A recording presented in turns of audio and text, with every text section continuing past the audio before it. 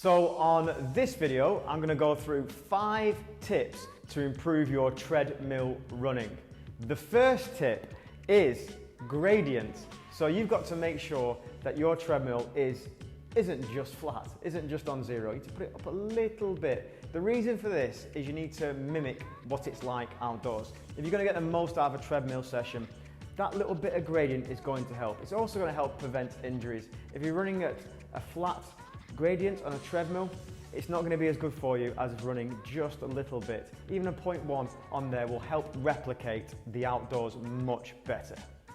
The second thing is entertainment. So you need to make sure you are entertained on a treadmill. It's not like running outdoors. When you're running outdoors, you've got the trees, you've got the roads, you've got different people to look at. When you're on a treadmill, you've literally got what you have in front of you and that's it. It can be mind-numbing. Some people can handle it, some people don't need any music or entertainment, but personally, I like having music, I like having a YouTube video to watch, a podcast to listen to, something to keep me entertained when I'm just running on a treadmill, staring at the exact same thing for 40 minutes to an hour and a half. Entertainment is really important on a treadmill. The third thing you need to do when you're on a treadmill is mix up the pace.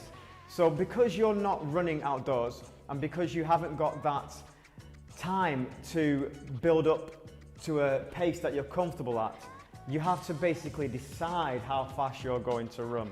So when you're starting off a run, you should run a little bit slower. You shouldn't go into the full-on pace you're going to do for the entirety of the run. So I'd recommend starting at a lower pace on the treadmill and then maybe jumping up a couple of kilometers after about 3 or 4 minutes. And then when you get to the end of your run, to replicate what will happen when you're outdoors, when you've almost finished your run, you will eventually want to run at a faster pace. So you probably up the pace a little bit on that last couple of miles. So you're mixing the pace up throughout the run, you're keeping yourself entertained along the run itself, and you're making sure that you're running at different paces in your run.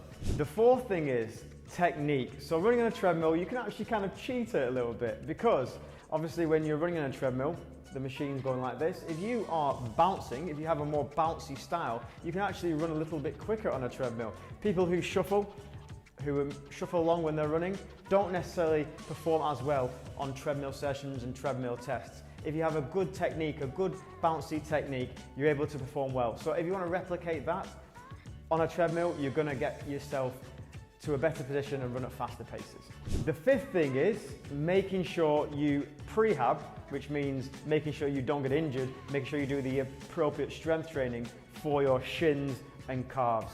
Like I said in my previous point, you can treat the treadmill a bit by bouncing, and that means you're going to get sore calves, sore Achilles, and sore shins. So if you can do the appropriate prehab before you do your runs on the treadmill, you're going to find yourself getting less injured and being able to do more and more of it. Treadmill running is going to be really important in the winter time when it's icy and cold outside.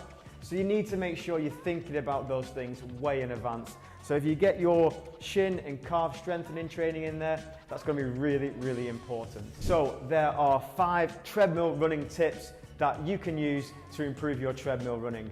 My name is Matt Wood. You can find me on Matt Woody Wood on all the different channels. Want to find out more about Run Through, check out runthrough.com.